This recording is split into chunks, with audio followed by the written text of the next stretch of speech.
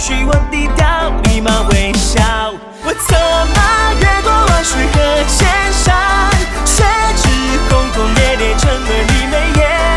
命运聚散，越过千难万险，你是命中注定一生的挂牵。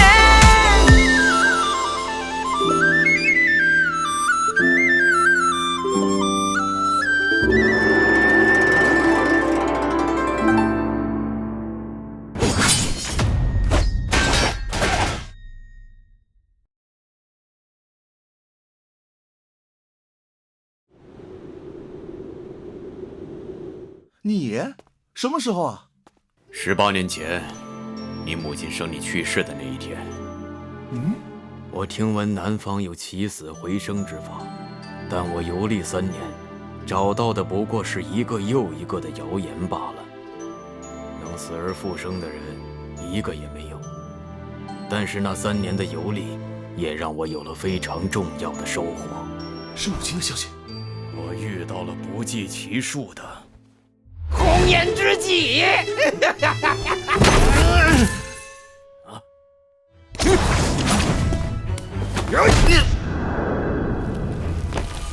脾气这么大也不知道像谁。压箱底的绝技怎么能头几集就用呢？当然是吊着胃口了，白痴！好，不要生气。我问你，你去南方干嘛？找清月啊。找到他之后呢？要知道他现在已经不认识你了。一个即将在南方开始美好新生活的人，面前突然出现一个从雪山上跑下来的男朋友，你觉得这是什么好事？那个小丫头说的没错，你并不是个聪明人，所以就别强迫自己像聪明人一样思考。你是我儿子，就该学学我的办法。啊？我实在想不出你脑子里除了那什么还能有什么。没错呀。我要是你，现在想的第一件事就是怎么才能那什么了。你们所谓的海誓山盟，归根结底不还是要落实到那什么上吗？反过来说，你想象一下，假如可以那什么，你还有什么不完成？你，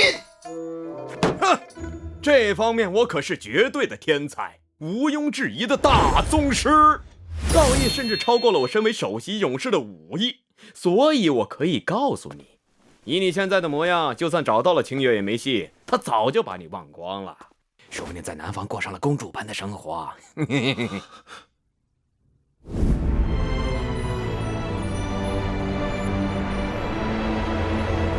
们在各自的世界，都会有更好的人生。那你说该怎么办？所以说嘛，你就需要我这种专业人士的帮助。就像手无缚鸡之力的人进入雪山狩猎，一定需要最老练的猎人指导。现在赶紧跟我来。这是我给你收拾的行李，是我要交给你的第一课，也是最后一课。当年我在南方大陆，无论是衣着打扮还是言谈举止，都和当地人一般无二，甚至比他们更文明、更有风度。但结果只换来了人家的4个字：沐猴而冠。现在你脑子里面能想到的，不过就是照着地图长驱直入，闯进红山城。但我告诉你，若是看了几本书就自信满满跑去见清月，那也无非是去给人家耍猴戏罢了，甚至可能见都见不到他。在南方，身份相差过大的2个人见一面可能难比登天啊！那我该怎么做？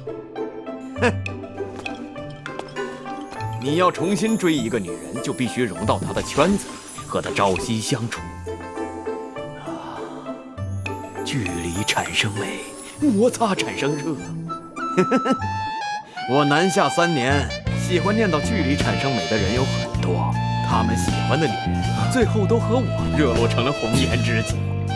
至于要融入南方大陆，那就更简单了，就靠这玩意儿。别大惊小怪地看着我，这玩意儿在南方就是人见人爱，无所不能的。你是说诓？没错，猎骨崖、金湖、朱月台，光我知道的矿洞就成百上千，洞里随便一块破石头放在南方都是价值连城，更是让知己们双眼放光，尖叫连连，像是大海一样，一浪高过一浪，连绵不绝。这么浪的吗？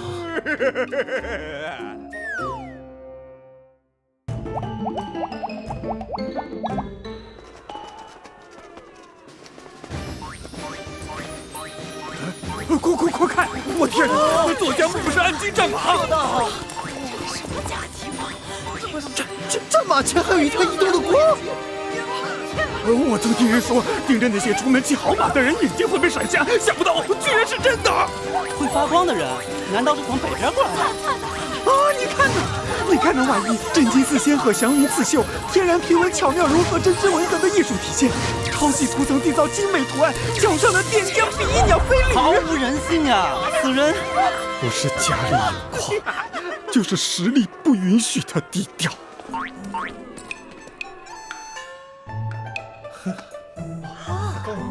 这位兄台的穿着实在是太棒了。闪出呢，小伙子，看你在这横幅下站立许久，不好找吧？啊？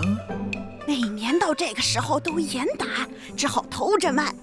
放心，那些好看的书我都有。哎呀，跟我就别装了，你懂我也懂。喜欢看什么样的花样我都有，保证你们这类小青年都爱看，看到心潮澎湃不能自拔。当然也别看太久，对身体不好。莫非？没错，就是我们独家的教辅材料，内部真题包考包中，读我1本就能念1本，买我3本就能上3本啊！公子，要买可得买我的。年轻人的口味还是我们年轻人最懂，我们可是现役导师参与编撰哦。凭你们那小作坊，他不是把学院里的厨子也当导师来宣传了？你给我过来！别吵了，都要！可是我没有钱。啊！公子，您说笑呢吧？您这身行头还能没钱？钱我真没有，只有这些石头，要不你拿走？